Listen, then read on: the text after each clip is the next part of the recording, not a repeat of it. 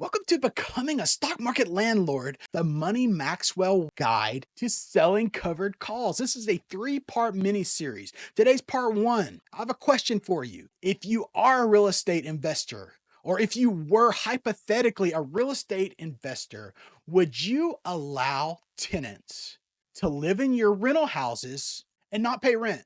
Of course not. But that's exactly what so many people do with shares of their stock in the stock market. Today, we're going to talk about how we're going to change that by collecting rent on the shares that we already own or buying shares of quality companies and renting them out to other investors.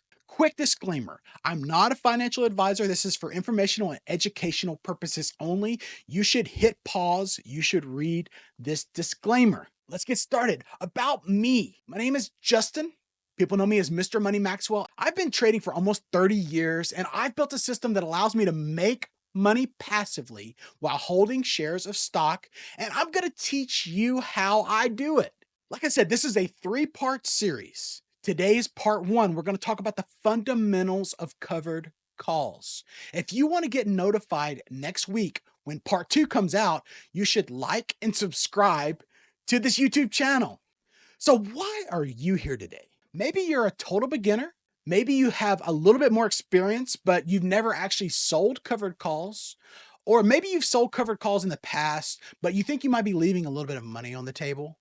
Or it could be that you're an advanced options trader and you just want some extra tips from a veteran who's been doing this for decades. My goal for today is to teach you, no matter what your level of understanding of options and covered calls is. I have a different outlook than most people on options trading, and I want to share it with you because if I can make money in the stock market, if I can generate income through using covered calls to fund my life, to fund my adventures, I know you would like to do the same thing. So let's get started. My goal for you today is by the end of the module, I want you to understand what a covered call is, how it generates income, and why it's one of the safest option selling strategies that there is. We're going to learn how to think about stocks as rental properties because the stock market is not just a place to trade, it's a place to build wealth. Most people understand that real estate is an asset. Homes, apartments, condos. It's just ingrained in our minds that this is an asset that's going to appreciate over time. You hold on to your single family home and you make money through real estate investing. People get that very easily. But what they mistake is that shares of stock are assets too. I've owned shares of Google when it went IPO and I was in college. Still own those shares today. Microsoft, Amazon, Costco, Walmart. These are all assets in my mind. Over the short term, there might be price fluctuation. Over the long term, I know how these companies make money, they're profitable, and I know that the stock should keep appreciating. I want you to start thinking about if you own real estate, you can rent it out for cash flow. If you own stocks, you can rent them out for cash flow as well. You wouldn't own rental properties and not rent them, so why are you not renting out your shares of stock? Let's look really briefly at real estate investing. You buy a rental property, you collect rent from the tenants. The properties, hopefully they appreciate over time. You get cash flow and share appreciation, and you're going to have tenants. You're going to have maintenance on the house itself. And you might not manage that. You might pay for a property manager, but it's still something you have to consider if you wanted to make money in real estate. Now, you get depreciation through taxes, which is a benefit we're not going to see in stock investing. In stock investing, you're going to buy the shares, you're going to sell calls for income. We'll get to that in just a second. Hopefully, the stocks appreciate in the long term, the same variable that we have with real estate. But the good thing is you have no tenants, you have no property managers, you have no broken toilets. You're clicking a couple of buttons to generate income. It is the most passive income there is. Now, there is no depreciation on your taxes, but there is extreme liquidity in the stock market. If you got a bad investment in stocks, you click a button, you're out. If you get in a bad rental home, you're going to be looking for an agent, putting it on the MLS, finding someone to buy it, coming up with a price agreement, going back and forth. Stocks are liquid. They're the easiest way to get in and out, and they are way more passive than real estate. Before we dive in, let's quickly touch on the basics of options. There's two different types of options. There's calls and there's puts. Now, today we're only going to focus on selling calls. A call gives a buyer a right to buy a stock at a certain level. A put allows the buyer to sell their stock at a certain level. So, since we are talking about selling calls, we're going to be focused on the obligation to sell our shares of stock at a level of our choice before an expiration date that we choose. Options have intrinsic and extrinsic value. This is a complicated way of saying that options include time and uncertainty in addition to being able to control 100 shares of stock. Options, like we just talked about, they allow you to control 100 shares of stock. A call lets you buy 100 shares, a put lets you sell 100 shares. But options also have time and uncertainty priced into them. This is the extrinsic side of an option, time and uncertainty.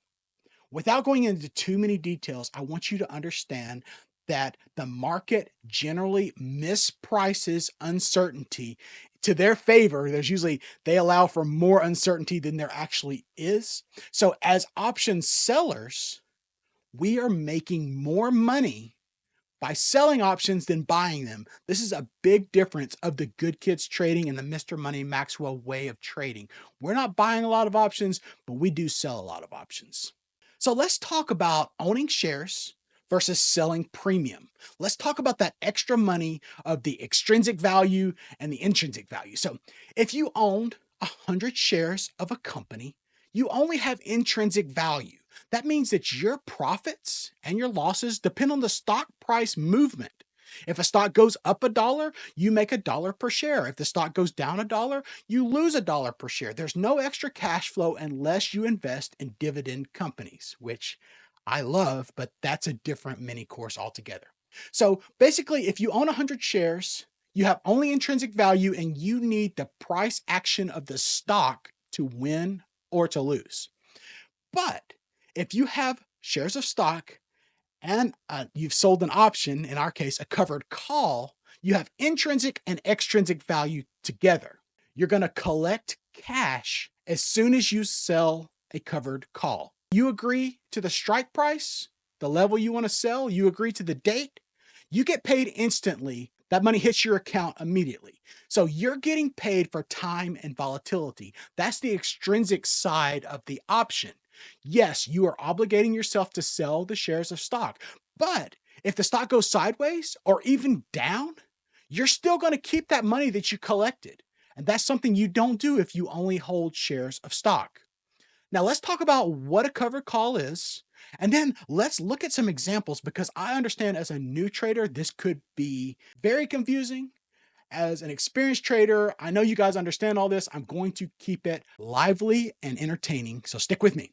Selling a covered call is a strategy where you collect cash upfront for agreeing to sell your shares at the set price before the expiration date. In order to make it covered, you need 100 shares of stock. For every 100 shares of stock you own, you can sell one lot or one quantity of a covered call. You get paid the premium upfront. You're okay selling it at the price. Hopefully it's higher than what you paid for it. The best case scenario is you keep your shares because it did not go above the strike price, the price that you agreed to sell it, and you just keep repeating that over and over again. You just keep renting out your shares over and over again and collecting income. Now, the downside here is if the stock goes too high, you are agreeing to sell at that price that you agreed. So if you went to we'll look at an example in a second, but if we sell $125 strike covered call, we're selling our shares at $125. Even if it goes to 150, we're selling our shares at 125. So that is the downside to selling a covered call, is we're capping our profits at the strike price. The bottom line is that you're renting out your shares for extra income without having to do anything extra. You don't have tenants, you don't have property managers, you're just clicking some buttons. Let's look at an example. I said we're going to look at an example. Starbucks. We all know how Starbucks makes money. We know the service that they're in. You probably have a Starbucks close to your house. This is chart of Starbucks. Right now it's trading at 115. What if I told you we could sell a covered call at 125? That means we're selling $1,000 higher than we own it now. So if you owned 100 shares at 115, you're agreeing to sell 100 shares at 125. That's $1,000 in appreciation of the shares, but I'm going to pay you money. So you're telling me I get share appreciation and you're going to pay me to sell higher? And if it doesn't go up to 125, I'm just going to keep the money and repeat this over and over again? That's exactly what I'm telling you. And I don't know if you see this chart. Like, I love moving averages. I talk about this all the time in my community, Good Kids Trading. But if you bought off this red line, which is where my first level of my pyramid was, you bought these shares at 88. Would you like to sell them at 125? I would, and that's exactly what I did. So I want you to think about setting up pyramids. I want you to think about buying off red lines and selling covered calls. If you don't know what I'm talking about, you should hop over to goodkidstrading.com. You can scan this QR code right here, and it'll take you to the website. It's a free community. It's traders who think just like you do. We don't focus on politics. We don't focus on religion. We don't focus on race. We focus on making money in the market. So check out the blog, check out the Discord. You can see here, like, I post almost all of my trades, not so much so you can follow me, just so you can understand my strategies for making money in the stock market. So see you at Good Kids Trading. You can learn what a pyramid is. You can learn how to buy off the red line. I want to hop into the options chain. And this mini course is not going to go very deep into the intricacies of this, what could be a complicated chart. I just want you to understand calls are on the left, puts are on the right. This is Tasty Trade. It looks the same way in Robinhood. It looks the same way in Thinkorswim with Schwab, IBKR. The GUI interface might be a little bit different, but it's the same principle. So these are the strike prices. That means where are we agreeing to sell our shares in this case, right? So we talked about selling a 125 covered call. Right now it's the 1st of March. This is the April 17th expiration. It's about 45 days away. They are going to pay us $115 to let go of our shares for $1,000 higher than they are today. Tasty Trade makes it really easy. You would click on the column that says bid, it says sell in parentheses. So you want to sell the 125 call, you would click right here, pops up with the mid price, review and submit. This is not going to go into as much depth as my put selling mini course did. In the put selling mini course, I went through exactly all of these columns, all of these expiration dates. If you don't understand this, sign up for the free mini course on learning to sell your first put in 4 weeks. I've gotten amazing feedback on this. I went into extreme depth looking at Thinkorswim and Tasty Trade, went through the entire options chain, talked about all the columns, talked about the bid and the ask prices, the mid prices. You can scan the code here. You can go to mrmoneymaxwell.com/action. Take the free mini course. There's no catches here. There's no sales pitches here. This is a pitch, but I'm not looking for any money. I'm looking to educate you. All right, we've agreed to sell the 125 covered call for April. All right, I drew this out on the chart just so we can talk about it. So if Starbucks goes from 115 to 140, we're obligated to sell our shares at 125. That's where we sold our covered call. So I put red lines here, like we are going to miss out on that appreciation of from 125 to 135. We could miss out on $1,000 if Starbucks for some reason decided to go up 10 more dollars in 45 days. Is it possible? Yes. Is it likely? No. How do we know that? We can look right here and see that there is an 81% probability that this options trade expires worthless. That's what's so good about, let me move out of the way a little bit. That's what's so good about Tasty Trade is they're going to tell us we have an 81% chance that this trade expires worthless and we get to rent out our shares again. So how cool is that? If it goes up past our strike price, we're going to lose on the covered call. We'll get into some adjustments in week 2. There's a chance that we can keep rolling this out and keep the rent checks coming in and hope that Starbucks pulls back. I know it sounds weird that we're talking about wanting a stock to pull back, but that's what happens with selling options. Now, as long as Starbucks stays below 125 before the April expiration date, we keep our money and we just repeat this over and over again. Covered calls is the safest option strategy because all of our risk is to the upside. You are just capping your profits. If for some reason Starbucks went from 150 to 250 in 45 days, what's the chances of that? Not very good, but that is a legitimate risk. If you owned the shares alone, the stock moves up, you win. The stock moves down, you lose.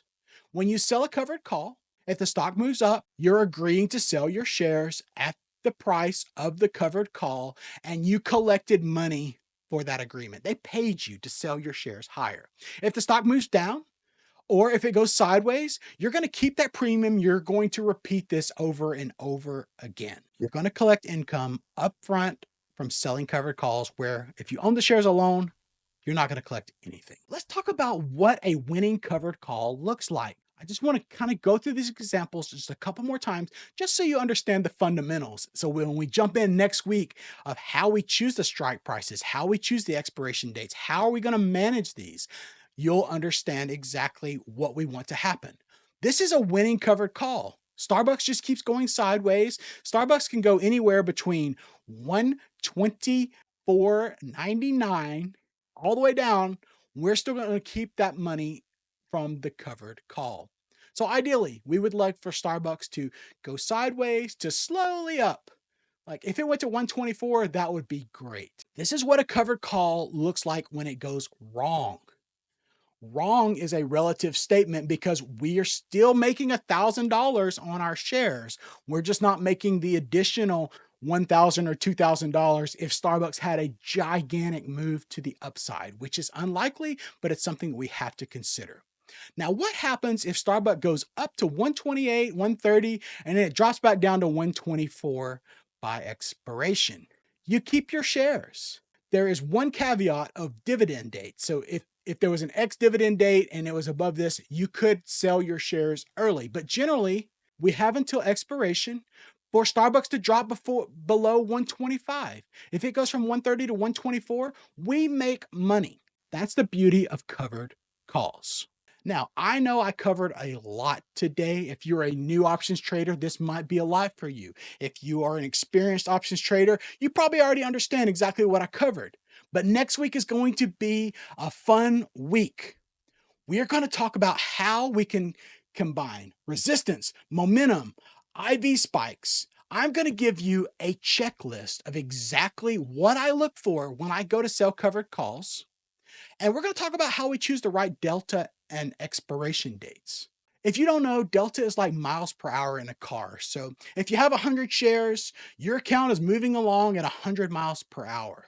By selling covered calls, we learn to slow down our account just a little bit. So we're still making money as we go up, but we're slowing down our wins and we're slowing down our losses. And I don't know how you feel about it, but I don't mind slowing down my account and making money through cash flow. That is what is ideal about selling covered calls. Now, keep in mind, this doesn't have to be your only strategy. You should take that put selling mini course. You can still do swing trades. You can still do position trades. Always add a little bit of homework.